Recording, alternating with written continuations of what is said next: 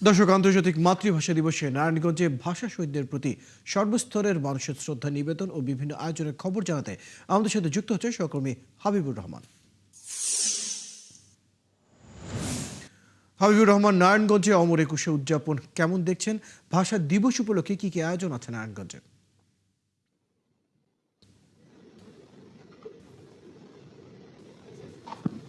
Royal সকাল গত রাত 12টা 1 মিনিট থেকে জেলা প্রশাসন থেকে শুরু করে জেলার রাজনৈতিক শীর্ষ যারা নেতৃবৃন্দ আছে এবং সামাজিক সাংস্কৃতিক ব্যক্তিবর্গ শহীদ বেদিতে, শহীদ মিনারের এই শহীদ বেদিতে ফুল দিয়ে মূলত আন্তর্জাতিক মাতৃভাষা দিবস এবং এই দিবসের ফুল দিয়ে সম্মান জানানো হয়। এবং সকালের থেকেই আমরা দেখতে পেয়েছি যে বিভিন্ন রাজনৈতিক দল, সামাজিক সাংস্কৃতিক এবং সাধারণ মানুষ তারা ফুল দিয়ে শ্রদ্ধা নিবেদন করছেন। পাশাপাশি এখানে স্কুলের রোবার এবং রোবার স্কাউট থেকে শুরু করে বিএনসিসি এবং অন্যান্য যেসব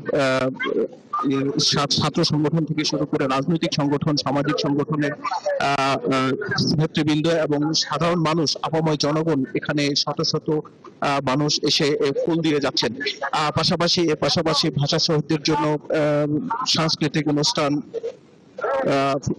এখানে সাধারণত সেই চিত্রাঙ্কন থেকে শুরু করে ভাষা শহীদদের প্রতি শ্রদ্ধা জানানো, অন্যান্য কার্যক্রম হাতে নেওয়া হয়েছে। জেলা প্রশাসন থেকে শুরু করে সকল ব্যক্তিবর্গকে আমরা দেখেছি যে এখানে আসছে এবং সকাল থেকে এসে তারা মূলত এই শ্রদ্ধা নিবেদন করছেন।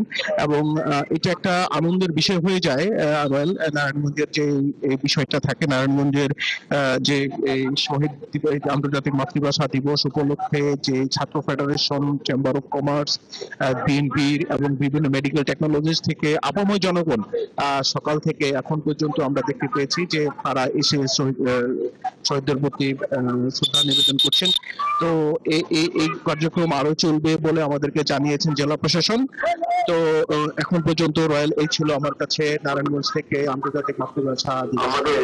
ধন্যবাদ হাবিবুর রহমান। খবর রাখতে থাকুন। দর্শক, আমাদের সাথে নারায়ণগঞ্জ থেকে আমাদের সহকর্মী হাবিবুর রহমান যুক্ত ছিলেন। জানছিলাম সেখানকার আন্তর্জাতিক মাতৃভাষা দিবস উপলক্ষে নানা আয়োজনের সর্বশেষ খবর।